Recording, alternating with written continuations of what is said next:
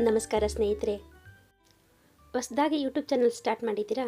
ಎಲ್ರಿಗೂ ಹೇಳ್ಬೇಕೋ ಬೇಡವೋ ಅನ್ನೋ ಪ್ರಶ್ನೆ ಕಾಡ್ತಾ ಇರುತ್ತೆ. ಇದೇ ಪ್ರಶ್ನೆಗೆ ಇವತ್ತಿನ ವಿಡಿಯೋದಲ್ಲಿ ಉತ್ತರವನ್ನು ಹುಡ್ಕೋಣ. ಮೊದಲು ಹೇಳುವುದರಿಂದ ಏನು ಪ್ರಯೋಜನ ಅಂತ ನೋಡೋಣ. ನಿಮ್ಮ ಫ್ರೆಂಡ್ಸ್, ಫ್ಯಾಮಿಲಿ ಸಪೋರ್ಟ್ ನಿಮಗೆ ಸಿಗುತ್ತೆ.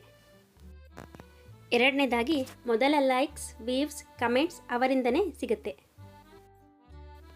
ಇದರಿಂದ ನಿಮಗೆ ಕಾನ್ಫಿಡೆನ್ಸ್ ಕೂಡ ಹೆಚ್ಚಾಗುತ್ತೆ.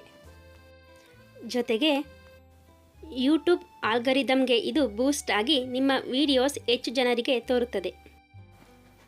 ಯಾವ ಸಂದರ್ಭಗಳಲ್ಲಿ ಹೇಳಬಾರದು? ಕೆಲವೊಮ್ಮೆ ಎಲ್ಲರಿಗೂ ಹೇಳುವುದಕ್ಕಿಂತ ಸ್ವಲ್ಪ ಸಮಯ ಕಾಯುವುದು ಒಳ್ಳೆಯದು. ನೀವು ಹೊಸದಾಗಿ ಯಾವುದಾದರೂ ವಿಷಯವನ್ನು ಟ್ರೈ ಮಾಡ್ತಾ ಇದ್ದರೆ ಸ್ವಲ್ಪ ಸಮಯ ಕಾಯಿರಿ.